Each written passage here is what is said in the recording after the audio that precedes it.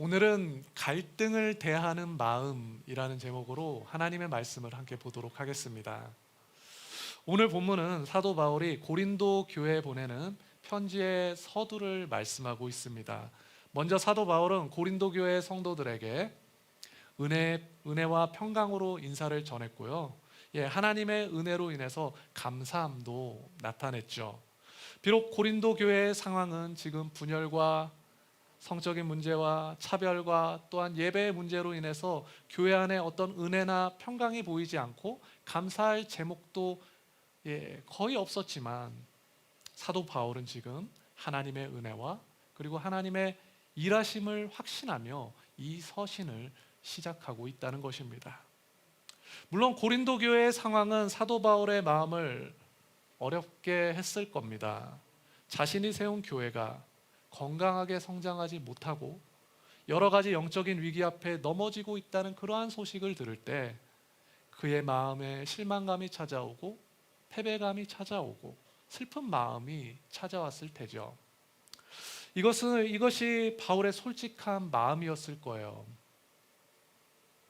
하지만 그럼에도 불구하고 바울은 믿음의 눈을 들어서 하나님의 은혜와 하나님의 일하심을 바라보더라는 것입니다.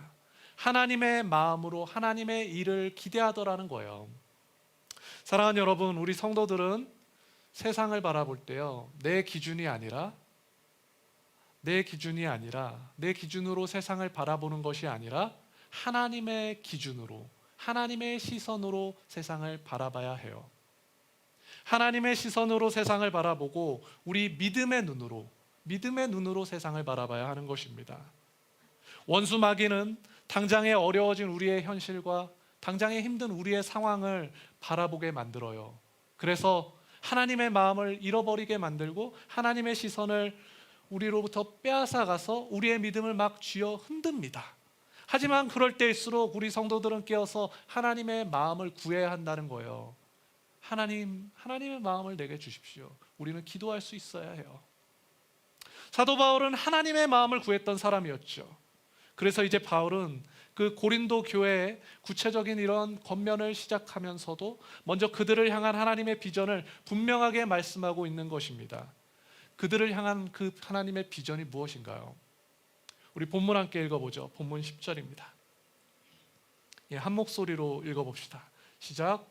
형제들아, 내가 우리 주 예수 그리스도의 이름으로 너희를 권하노니 모두가 같은 말을 하고 너희 가운데 분쟁이 없이 같은 마음과 같은 뜻으로 온전히 합하라. 아멘. 사도 바울은 고린도 교회의 문제점을 구체적으로 이제 권면하기 이전에 앞으로 고린도 교회가 가져야 할 목표와 비전을 분명하게 전했다는 거예요. 한마디로 고린도 교회에게 싫은 소리를 하기 이전에 그들이 이 과정을 넘어서서 온전해질 것, 좋은 일이 생길 것에 대해서 전하고 있다는 거예요.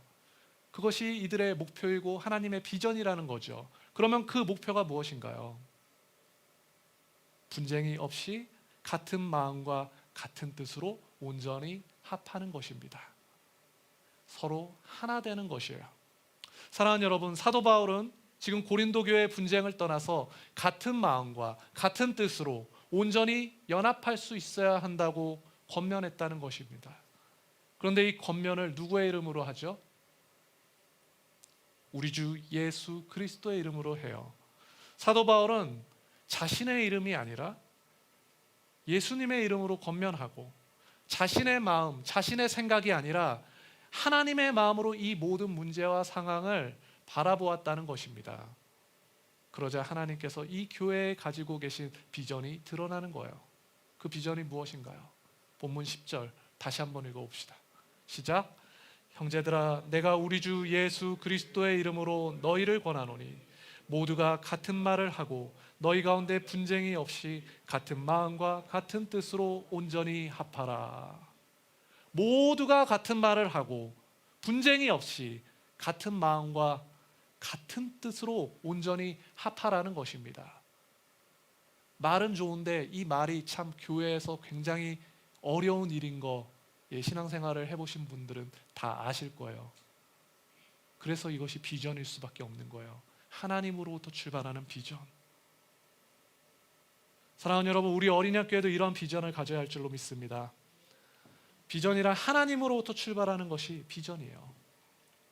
여러 문제와 상황 가운데 나의 힘, 나의 이름으로 이 모든 문제들을 해결해 가는 것이 아니라 나의 생각, 나의 기준, 나의 시선으로 이 모든 문제와 상황을 바라보는 것이 아니라 우리 성도들은 하나님의 마음을 품고 세상을 바라보고 예수님의 이름으로 모든 문제를 해결해야 할 줄로 믿습니다. 아멘. 이러할 때 우리 하나님께서 우리 가운데 하나님의 마음을 주시고 하나님의 비전을 허락해 주시는 거죠. 사랑하는 여러분, 하나님의 마음으로 우리의 모든 상황과 환경을 바라보는 것, 바로 이것이 하늘의 비전이에요. 우리 좌우에 계신 분들에게 믿음으로 한번 축복합시다. 당신에게 하늘의 비전이 나타날 겁니다. 당신에게 하늘의 비전이 나타날 겁니다. 자, 그러면 본문 안으로 더 들어가 보죠. 사도 바울이 지금 하나님의 마음을 품고 이러한 하늘의 비전을 고린도 교회에 제시할 때 그가 가장 먼저 권면하는 것이 무엇인가요? 사도 바울의 권면, 가장 먼저 무엇을 권면하고 있죠? 그것은 분쟁을 없애라는 거예요. 이 말은 고린도 교회에 분쟁이 있었다는 거죠. 자, 그러면 그 분쟁은 어떤 분쟁이었을까요? 그 분쟁은 어떤 분쟁이었냐면 한 교회 안에 여러 파벌과 파당이 생기면서 서로 다투고 나누고 지금 쪼개졌다는 것이죠. 사람들이 끼리끼리 서로 끼리끼리 모였다는 것입니다. 그리고 서로 싸우고 다퉜다는 거예요. 본문 함께 보죠. 본문 11절에서 12절입니다. 함께 읽어봅시다. 내 형제들아, 글로의 집 편으로 너에게 대한 말이 내게 들리니 곧 너희 가운데 분쟁이 있다는 것이라. 내가 이것을 말하거니와 너희가 각각 이르되 나는 바울에게, 나는 아볼로에게, 나는 게바에게, 나는 그리스도에게 속한 자라 한다는 것이니. 사도 바울은 그들 가운데 분쟁이 있다는 소식을 들었어요. 그런데 어떠한 분쟁이냐면 사람들이 이렇게 말하는 거예요. 나는 바울에게, 어떤 사람은 나는 아볼로에게, 또 어떤 사람은 나는 게바에게, 나는 그리스도에게 속한 자라고 서로 얘기했다는 것입니다. 이게 무슨 말이냐면 초대교회는 오늘날처럼 이렇게 교회의 질서나 조직이 잘 자리 잡히지 않았어요. 그런데 그때 많은 사람들에게 복음이 전해지고 또 많은 사람들이 세례를 받았던 것이죠. 그런데 여전히 교회의 질서나 조직은 불분명한 거예요. 복음은 다 전파됐는데 예수님으로 인해서, 그리고 제자들로 인해서. 그러다 보니 자신에게 세례를 준 그 리더에게 사람들은 더 영향을 받는 거죠. 그 특정 리더만 따르게 되는 그러한 문화가 이제 초대교회 안에 생겼다는 것입니다. 그 가운데 바울은 어떤 사람이었냐면 고린도 교회, 지금 이 편지를 보낸 그 교회를 세운 사람이었어요. 그리고 지금 나오는 아볼로는 어떤 사람이었냐면 당시에는 매우 유명한 그러한 변론가이고 설교자였습니다. 굉장히 말을 잘하는 사람이었다는 거죠. 근데 보통 말을 잘하는 사람들이 인기가 많아요. 그렇죠? 그러니까 이미 벌써 두 파로 나눠지고, 그리고 게바는 누구죠? 게바가 누구입니까?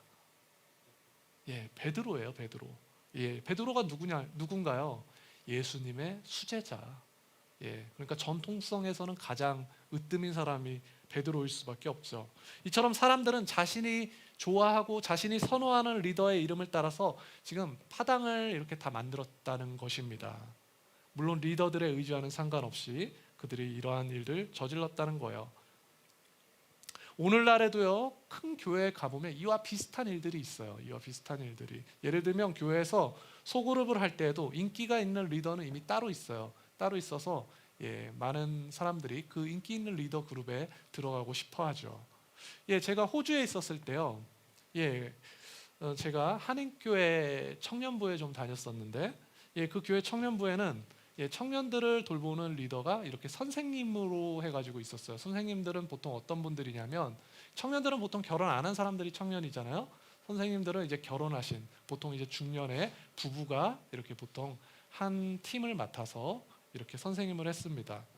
그런데 당시 청년부에는 여러 개의 소그룹이 있었는데 유독 그 두 그룹에만 청년들이 막 몰리는 거예요. 왜 몰릴까요? 이 선생님들이 너무나 청년들에게 잘해주는 거죠.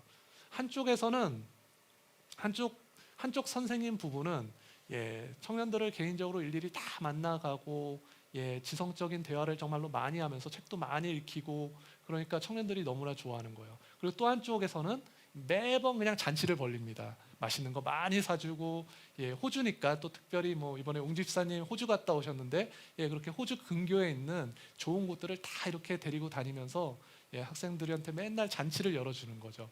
그러니까 이 양쪽 그룹으로 이렇게 다 친구들이 쏠리는 거예요.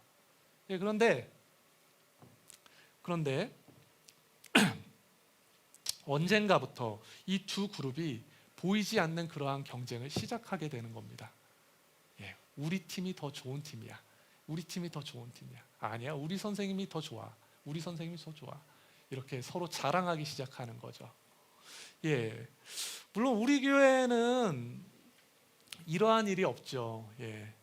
있나요? 우리 지화 선교사님 커넥 그룹이 더 좋아. 아니면 윤창 집사님 커넥 그룹이 더 좋아. 뭐 이런 일들이 있나요? 있는지 잘 모르겠습니다만, 아니면 우리 시니어 팀이 더 좋아. 뭐 이럴 수도 있겠지만, 하지만 이러한 일이 우리 교회는 사실은 없죠. 하지만 교회가 부흥하면 교회 안에 자연스럽게 생기는 것이 이렇게 서로 비교하고 서로 자랑하는 그런 문화라는 거예요. 물론 분위기가 좋으면 이건 선한 경제처럼 경쟁하는 것처럼 보여요, 선하게. 그런데 분위기가 안 좋으면 어떻게 되죠? 싸움이 되고 다툼이 됩니다. 서로 그래서 교회가 찢어지는 교회까지 생겨요. 사랑하는 여러분, 사도 바울이 들었던 그 고린도 교회 상황도 이와 비슷한 거예요. 사도 바울은 지금 단순히 어떤 자신이 따르는 특정한 리더나 신학적인 어떤 우선순위에 대해서 권면하고 있는 것이 아니에요. 사도 바울의 권면은 지금 고린도 교회의 그 분쟁에 있다는 거죠. 분쟁이 뭐죠? 싸우는 거죠. 기본적으로는 그래서 나눠지고 다투고 갈라지고 쪼개지는 것을 우리는 분쟁이라고 해요. 그래서 바울은 가장 먼저 10절에서 분쟁을 없애라고 권면하는 거예요. 분쟁을 없애라. 하지만 이어지는 11절에서 바울이 들었던 고린도 교회의 분쟁은 10절에서도 분쟁을 얘기하고 11절에서도 분쟁을 얘기하는데, 11절에서 얘기하는 분쟁은 이제 원어로 보면 좀 더 센 단어를 쓰고 있습니다. 그때는 정말로 싸우는 것을 얘기해요. 10절에선 나눠지는 것을 얘기했다면, 그래서 좀 더 강한 의미를 드러내고 있어요. 따라서 지금 이 고린도 교회, 이 교회에는 파당이 지금 나눠져 있을 뿐 아니라 서로 지금 다투고 막 싸움이 벌어졌다는 거죠. 이처럼 건강하지 못한 것들이 교회에 들어오고 그런 것들로 교회를 채워가기 시작하면 반드시 분쟁과 분란을 만들게 됩니다. 사랑하는 여러분, 우리의 모습 가운데 분쟁과 분란을 만드는 모습이 있지 않습니까?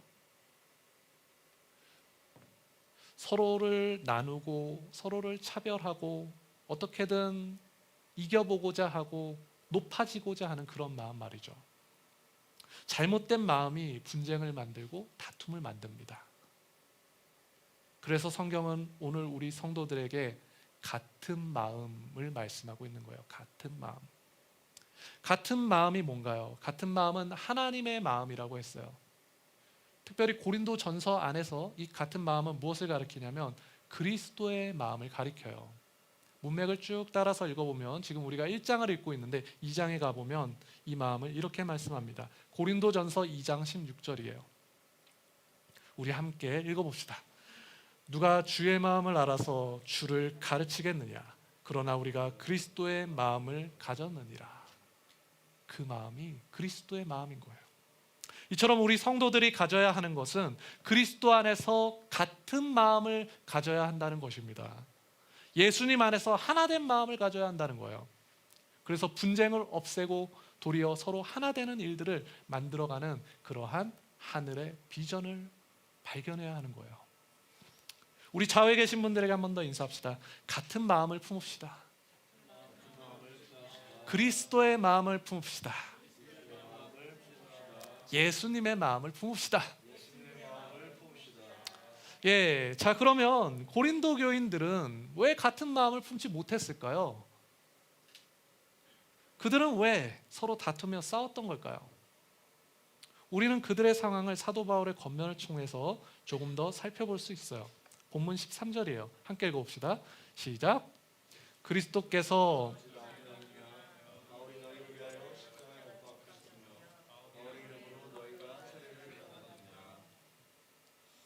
아멘, 아멘. 우리는 바울의 겉면을 통해서 두 가지를 알 수 있어요. 이 겉면의 내용 말고 이 겉면 안에 있는 정보들을 통해서 말이죠. 먼저 고린도 교회가 파당을 만든 것에 대해서 기본적으로 교회 리더들은 전혀 동조하지 않았다는 거예요. 나를 따르라고 하지 않았다는 거죠. 심지어 그들은 몰랐습니다. 바울은 이 사실조차도 몰랐어요. 바울은 자신의 이름까지 거론하면서 그래서 그들의 잘못을 책망하는 거예요. 그것은 하나님의 뜻이 아니었다는 거죠. 이처럼 바울은 고린도 교인들이 자신의 이름으로 파당을 만드는 것에 대해서 전혀 동조하지 않았다는 것입니다. 아마도 아볼로나 게바 다른 리더들도 마찬가지였을 거예요. 그러니 우리가 특별히 리더된 사람들은 절대 이러한 일에 동조해서는 안 되는 것이죠. 바로 이것이 우리가 알 수 있는 한 가지고요. 또 다른 하나는 고린도 교인들은 지금 특정인의 이름을 내세우고자 했다는 겁니다. 서로 파당이 나눠져 있으면 기호 1번, 2번, 3번 정치하듯이 자신만의 어떤 리더들의 이름을 내세우고자 했다는 거죠. 이 리더들은요 당시에 이미 전설적인 어떠한 리더들이 돼 있어요. 인물들이 돼 있다고요. 막 사람들을 고치고 기적을 행하며 엄청나게 큰 포스를 가진 그런 리더들이 돼 있었어요. 이러한 전설적인 리더들의 이름들을 앞세워서 파당을 만들고 그 사람들은 서로 싸웠다는 겁니다. 우리가 이 두 가지 사실을 알 수 있다는 거예요. 사랑하는 여러분, 우리는 이러한 사실들을 통해서 고린도 교회가 왜 싸웠는지 알게 되죠. 결국 그들은 유명한 사람들의 그러한 이름들을 통해서 자기를 높이고자 했던 거예요. 유명한 그 리더들은 그 자리에 없는데 자기들끼리 파당을 만들어서 자기를 높이고자 했던 거죠. 정치적인 목적을 가지고 당시에 어떤 전설적인 리더들의 이름을 도용하며 자기 세력을 확장해 갔다는 것입니다. 심지어 예수님의 이름까지 이용해서 그들은 자기 세력을 확장했고 다른 세력들을 견제하며 서로 다투고 싸웠다는 거예요. 바로 이것이 고린도 교회에 있었던 분쟁의 실체인 거예요. 그렇게 바울은 지금 자신의 이름까지 언급하면서 그들에게 되묻는 거죠. 뭐라고 되묻죠? 바울은 바울의 이름으로, 내 이름으로 너희가 세례를 받았느냐? 내 이름으로 너희가 세례를 받은 것이 아니라는 거예요. 세례는 누구의 이름으로 받죠? 하나님의 이름, 성부와 성자와 성령의 이름으로 우리는 세례를 받죠. 그런 것이 아니라는 거예요. 바울의 이름으로 너희가 세례를 받지 않았다는 것입니다. 그래서 바울은요 하나님의 이름으로 세례를 받았다는 것을 말하고 싶은 거예요. 그래서 바울은 앞서 그리스도의 이름으로 너희를 권한다고 했던 거죠. 계속해서 바울은 이름에 대해서 강조한다는 것입니다. 바울은 사람의 이름이 아니라 하나님의 이름을 강조하고 있다는 거예요. 성경은요 하나님 앞에 사람의 이름을 높이려고 하는 그러한 것을 교만한 자기 숭배로 봅니다. 성경에서 그 대표적인 사건이 뭐죠? 자기 이름을 높이는 그 창세기의 사건.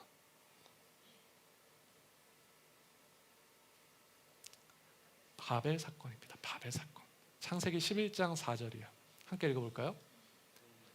또 말하되 자 성읍과 탑을 건설하여 그 탑 꼭대기에 하늘에 닿게 하여 우리 이름을 내고 온 지면에 흩어짐을 면하자 하였더니 바벨탑을 세운 목적이 뭔가요? 그 탑을 하늘에 닿게 하여 하나님의 있는 데까지 올라가겠다 이거예요. 그리고 우리의 이름을 내고 내 힘으로 하나님처럼 되겠다는 거죠.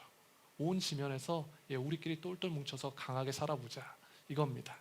바벨은 하나님을 떠난 사람들이 자기 이름을 위해서 살아가고 자기 힘을 쌓아 올리고 있는 그러한 사건을 보여주죠. 하지만 그것은 하나님 앞에 범죄였기 때문에 하나님께서는 그들을 흩으세요. 이처럼 오늘 본문은 자신의 바벨을 쌓고자 하는 사람들의 모습을 보여주는 거죠. 자기의 이름을 높이고자 신앙을 이용하는 그러한 사람들의 모습 말이죠. 이처럼 사람은 악한 일에는 정말 잘 연합해요. 그렇죠? 하지만 하나님의 일에 대해서는 항상 분열합니다. 따라서 우리 성도들의 연합은 단순히 우리가 많이 모이는 것이 아니라 예수님 안에서 모이는 것이 중요한 거예요. 예수님 안에서. 예수 안에서 모이는 건 싫어하고 많이 모이는 것만 우리가 기대한다면 그 의도가 너무 뻔한 거예요. 제가 말하면서도 제가 찔리는데 요즘에 시온의대로 사람을 많이 불러오기 위해서 사방팔방 뛰고 있어서 하지만 우리의 중심이 그만큼 중요하다는 겁니다. 예수님의 이름이 아니라 자기 이름을 높이려는 거라는 거예요. 그런 것은. 그런데 그런 자들이 오늘날 너무나 많은 겁니다. 서로 자신의 바벨을 쌓고자 하니 서로 분쟁이 생기는 건 당연한 거예요. 예수님께서요, 공생의 사역이 다 끝나가실 무렵 예루살렘 입성을 앞두고 계셨어요. 그때 야고보의 어머니가 예수님을 찾아와요. 그녀는 예수님의 가까운 친척이죠. 그리고 그녀가 예수님께 부탁해요. 예수님께서 영광을 받으실 때, 예수님께 왕자에 오르실 때 나의 두 아들 중 하나는 당신의 우편에, 또 다른 하나는 당신의 좌편에 앉혀주소서. 지금 그녀는 예수님과의 친인척 관계를 통해서 자기 아들의 이름을 내고 자기가 높아지고자 하는 거죠. 그런데 더 흥미로운 것은 그 자리에 다른 제자들이 있었다는 겁니다. 그 광경을 지켜보던. 그런데 그 제자들의 반응이 어떠했나요? 성경은 그들의 반응을 이렇게 기록해요. 마태복음 20장 24절입니다. 함께 읽어봅시다. 10 제자가 듣고 그 두 형제에 대하여 분이 여기거늘.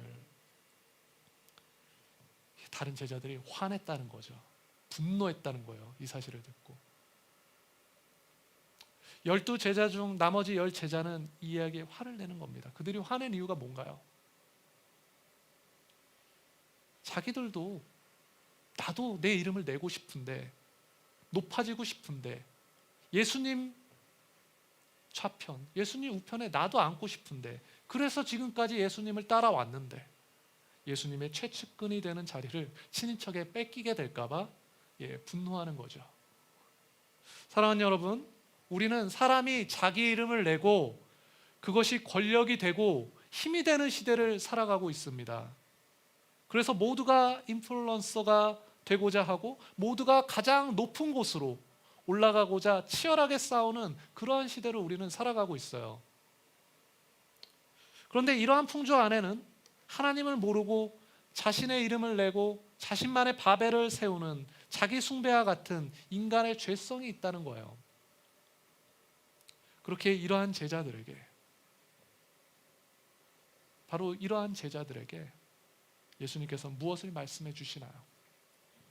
예수님께서는 제자들에게, 이러한 시대를 살아가야 하는 제자들에게 하나님의 방법을 말씀해 주시는 거예요. 마태복음 20장 28절입니다. 함께 읽어봅시다. 인자가 온 것은 섬김을 받으려 함이 아니라 도리어 섬기려 하고 자기 목숨을 많은 사람의 대속물로 주려 함이니라. 아멘. 태령이가 아까까지는 큰 소리로 잘 읽었는데 더 이상 큰 소리가 들리지 않습니다. 우리 한 목소리로 한 번 더 읽어볼까요? 시작. 인자가 온 것은 섬김을 받으려 함이 아니라 도리어 섬기려 하고 자기 목숨을 많은 사람의 대속물로 주려 함이니라. 아멘. 예수님의 방법은 달랐다는 것입니다. 그분의 방법은 섬김과 죽음의 십자가를 지는 것이었어요. 오직 십자가만이 하나님과 인류 사이에 있는 그 모든 분쟁의 죄악을 제거할 수 있기 때문에 예수님께서는 십자가를 지셨던 거죠. 예수님께서는 자신만의 바벨을 세우고자 하는 그 무지한 제자들을 구원하시고자 십자가를 지셨어요. 그들이 받아야 할 심판을 예수님께서 대신 받으신 거죠. 사랑하는 여러분, 하나님의 사랑이 바로 이와 같은 것입니다. 우리의 무지함에도 불구하고 우리를 용서하시고 우리에게 새로운 기회를 주시고자 하시는 것. 자녀가 실수하고 실패했더라도 다시 한번 기회를 주기 위해서 자신을 끝까지 희생하는 것. 이것이 하나님의 사랑이에요. 그래서 우리가 고린도전서를 보고 있는데 고린도전서 13장에서 사랑을 정의할 때 가장 먼저 말씀하는 것이 뭐냐면 사랑은 뭐라고 그러죠? 오래 참고 오래 참는 것이라고 해요. 사도 바울에게서 하나님의 교회에 대해 오래 참으며 그들을 권면하는 하나님의 사랑을 우리는 엿보게 되는 것이죠. 따라서 우리 성도들의 모습에도 이러한 오래 참는 사랑의 모습이 나타나야 하는 것입니다. 사랑하는 여러분, 바로 이것이 우리의 모든 분쟁을 해결할 수 있는 복음인 거예요. 복음의 능력인 거죠. 그렇게 비단 교회 문제뿐만 아니라 가정에서 어떠한 관계의 일들, 그리고 회사나 학교에서 여러 분쟁을 해결할 수 있는 유일한 방법은 오직 십자가밖에 없는 것입니다. 왜냐하면 우리의 모든 분쟁 안에는 인간의 죄성이 있기 때문이에요. 그 죄성이 있고 그 죄성을 이기는 건 오직 하나님의 사랑뿐이기 때문이에요. 이것이 복음의 능력입니다. 이처럼 우리의 모든 문제의 해결은 오직 하나님의 지혜와 그분의 방법인 십자가 안에서만 해결될 수 있다는 것입니다. 예수 그리스도의 십자가만이 하나님 앞에서 우리의 모든 영적 분쟁을 해결할 수 있는 유일한 방법인 것입니다. 우리 좌우에 계신 분들에게 선포합시다. 십자가만이 유일한 소망입니다. 십자가가 하나님의 능력입니다. 십자가가 하나님의 사랑입니다. 그래서 바울도 고린도 교회에 예수님을 증거하는 거죠. 그 하나님의 사랑을 증거하는 거예요. 자신이 십자가에 못 박힌 것이 아니라는 거예요. 자신의 이름으로 세례를 준 것도 아니라는 겁니다. 오직 예수님 안에서 예수님께서 못 박히셨고 예수님의 이름으로 우리가 세례를 주는 것처럼 오직 예수님 안에서만 이 분쟁이 해결될 수 있었던 것을 바울은 너무나 잘 알고 있는 거죠. 하지만 고린도 교인들은 어떠합니까? 그들에게는 누구의 이름으로 세례를 받는 것이 너무나 중요한 거예요. 여전히 예수님이 나를 그렇게 사랑하고 하나님이 나를 위해 그렇게 자신의 아들을 내어주는데 고린도 교인들은 여전히 누구의 이름으로 세례를 받았는지가 중요하다는 거예요. 굉장히 아이러니하죠. 세례는요, 기독교 의례 중에 가장 중요한 의식 중에 하나입니다. 정말로 가장 중요한 의식 중에 하나예요. 복음으로 인해 모든 율법의 절기와 의식이 전부 다 사라졌지만 세례만큼은 그리스도인이 되는 입문 의식으로서, 그리스도인이 되기 위해서는 입문 의식으로서 우리에게 남겨진 것이 세례죠. 왜냐하면 이 세례는 복음 전파와 함께 정말 시행해야만 하는 그러한 대위임령으로 우리에게 위임되어졌기 때문에 이것이 우리에게 남겨지고 이것을 지켜가는 것이 너무나 중요한 거예요. 마태복음 28장 19절에서 20절입니다. 함께 읽어봅시다. 그러므로 너희는 가서 모든 민족을 제자로 삼아 아버지와 아들과 성령의 이름으로 세례를 베풀고 내가 너희에게 분부한 것을 가르쳐 지키게 하라. 볼지어다 내가 세상 끝날까지 너희와 항상 함께 있으리라 하시니라. 아멘. 우리는 이 말씀의 근거에서 우리는 세례가 하나님께서 베푸신 성례인 것을 믿는 거예요. 그래서 세례 교인이 되어야만 비로소 교회 안에 진짜 교인으로 인증되고 성찬에도 참여할 수 있게 되는 것입니다. 이처럼 세례란 매우 중요한 기독교의 의례인 것이죠. 그런데 오늘 본문에서 중요한 것은요, 세례를 줄 때 원래 세례란 아까 말씀드린 것처럼 누구의 이름으로 줘요? 성부, 성자, 성령의 이름으로 줍니다. 아버지와 아들과 성령의 이름으로 주는 거예요. 그러한 것이 세례인데 초대교회는 이러한 질서와 교육이 부족하다 보니까 복음만 전해주고 임의로 세례를 베풀면서 잘못된 세례 형식이 전파된 거죠. 다른 이름으로 그래서 세례를 주기 시작했던 거예요. 그래서 그 결과로 바울에게 세례를 받았는지 혹은 베드로에게 세례를 받았는지로 고린도 교회처럼 서로 파당을 나누게 되었다는 겁니다. 그런데 이런 고린도 교인들에게 사도 바울은 지금 무엇을 말씀하나요? 내가 세례를 베풀지 아니한 것을 감사한다고 해요. 본문 14절에서 15절입니다. 함께 읽어봅시다. 나는 그리스도와 가이오 외에는 너희 중 아무에게도 내가 세례를 베풀지 아니한 것을 감사하노니 이는 아무도 나의 이름으로 세례를 받았다 말하지 못하게 하려 함이라. 아멘. 사도 바울은요, 그리스도와 가이오 외에 세례를 베풀지 아니한 것을 감사한다고 했어요. 사랑하는 여러분, 이 말을 오해하지 않았으면 좋겠습니다. 이 말은 지금 세례가 중요하지 않다는 말이 아니에요. 세례가 너무나 중요하다는 전제가 깔린 말이 지금 이 말이에요. 그럼에도 사도 바울은 지금 세례에 대해서 이렇게까지 말하고 있다고요.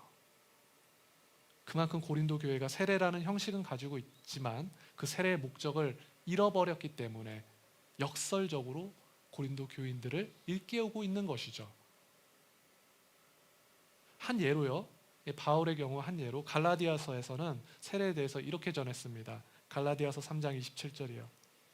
누구든지 그리스도와 합하기 위해 세례를 받는 것은 그리스도로 옷 입었느니라. 바울은 세례를 너무나 중요하게 생각하는 사람이에요.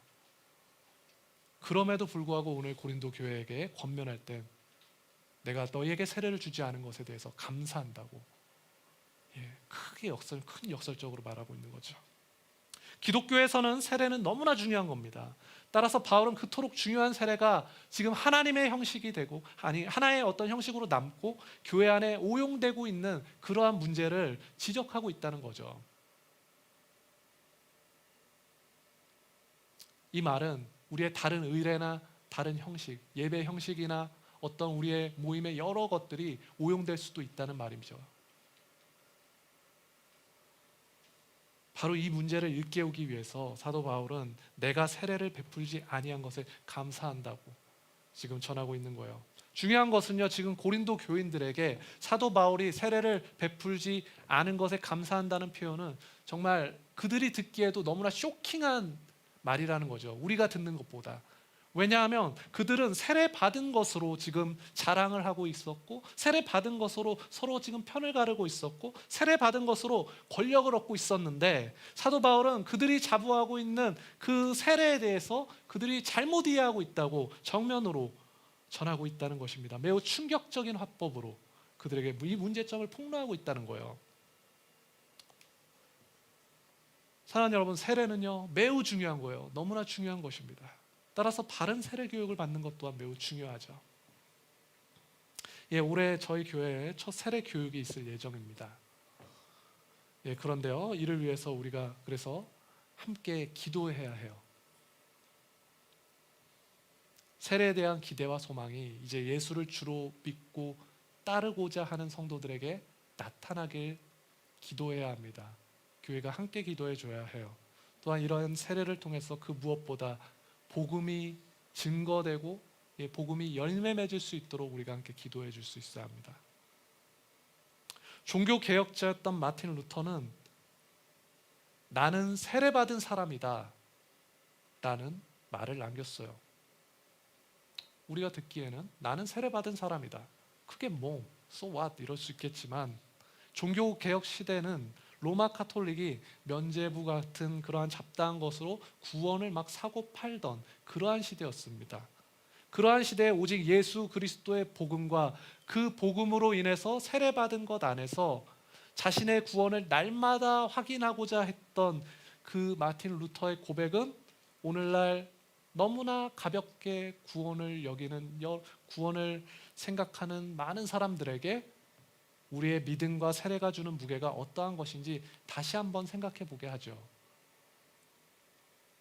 우리 서로에게 한번 인사해 볼까요?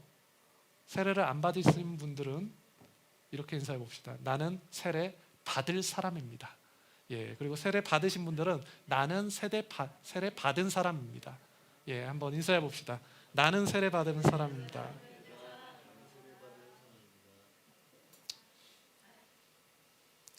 자, 그러면 세례는 누가 받나요? 복음을 받아들인 사람들이 세례를 받는 거죠. 따라서 세례를 받은 사람은 복음을 믿고 예수 안에서 함께 신앙생활을 해 나아갈 사람들이 세례를 받는 거예요. 하지만 오늘 본문에서 세례를 받은 고린도 교인들은 어떻게 했죠? 서로 함께하지 않고 서로 파당을 나누고 서로 싸웠어요. 사랑하는 여러분, 만약 우리 가운데 이러한 일이 생긴다면 그것은 세례를 받았던 안 받았던 복음을 잃어버린 것입니다. 형식은 남아있지만 본질을 잃어버렸다는 거예요. 그렇게 사도 바울은 고린도 교회에게 이렇게 권면하는 거예요. 본문 17절입니다. 함께 읽어봅시다. 시작. 그리스도께서 나를 보내심은 세례를 베풀게 하려 하심이 아니오 오직 복음을 전하게 하려 하심이로되 말의 지혜로 하지 아니함은 그리스도의 십자가가 헛되지 않게 하려 함이라. 아멘. 사도 바울은 그 형식이나 의례나 예전이 있을지라도 하나님 앞에서 복음을 전하는 것이 가장 중요하다고, 가장 우선된다고 전해주는 것입니다. 세례라는 형식보다 우선하는 게 있다는 거예요.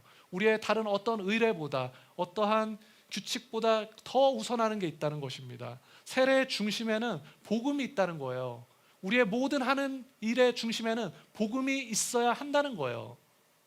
사랑하는 여러분, 우리에게 항상 우선하는 것이 있다는 거죠. 우리가 함께 신앙생활을 하다 보면 때로 우리는 어떤 것이 맞는 거지, 어떤 것이 옳은 거지 묻고 따지게 되는 경우가 참 많은데요. 보통 이것이 맞고 저것이 틀리다의 문제라기보다는 어느 것이 더 우선적인지 우리가 생각해 보면 좋을 것 같아요. 지금 사도 바울은 단순히 틀린 것을 지적하려는 것이 아니라, 그래서 세례라는 그 제도를 폐지하려는 것이 아니라 엇나간 사람들의 행동과 실수와 죄악 가운데 하나님의 일을 기대하며 그들이 다시 하나 되기를 권면하고 있음을 우리가 기억해야 합니다. 성경의 전제가 어디에 있는지 우리가 기억해야 해요. 간혹 본질에 집중하느라고 형식을 다 이렇게 함께 갖다 버리는 경우가 있는데, 형식이 없으면 본질을 드러낼 수 있는 통로가 사라지는 거예요. 그러니 우리는 본질뿐만 아니라 필요한 형식과 질서를 바르게 함께 세워가야 하는 사람들이 되어야 하는 거죠. 사랑하는 여러분, 오늘 성경이 우리 어린 양 교회 성도들에게 무엇을 말씀합니까? 같은 마음과 같은 뜻으로 서로 합하라고 말씀하고 있어요. 교회 안에서도 얼마든지 서로 간에 분쟁과 갈등이 생길 수 있습니다. 하지만 그러할 때 우리는 이 복음의 목적을 기억하고 하나님의 일하심을 기대하며 하나님의 마음으로 서로에게 사랑의 복음을 전해야 하는 것이죠. 이처럼 우리 성도들은 신앙의 우선순위를 바르게 세워가야 하는 것입니다. 우리 좌우에 계신 분들에게 인사합시다. 신앙의 우선순위를 기억합시다. 말씀을 맺겠습니다. 사랑하는 어린이교회 성도 여러분, 하나님께서 우리를 그리스도 안으로 부르셨습니다. 그리고 우리에게 그리스도의 마음을 주시고 하늘의 비전을 주셨어요. 그것은 같은 마음으로 서로 하나 되는 것입니다. 우리가 하나 될 수 있는 이유는 그리스도의 십자가 때문이죠. 그 십자가 사랑 때문이에요. 따라서 우리는 그 십자가 안에서 구원을 얻고 세례를 받고요, 복음을 우리 안에 가장 우선으로 삼고 살아가야 하는 것이죠. 사랑하는 어린이교회 성도 여러분, 이번 한 주를 우리가 살아갈 때에도 사랑의 복음 안에서 우리가 우리에 속한 모든 곳에서, 모든 영역에서, 모든 관계에서 서로 하나됨을 이루며 세상의 모든 갈등을 해결해 가시길 우리 주님의 이름으로 축원드립니다.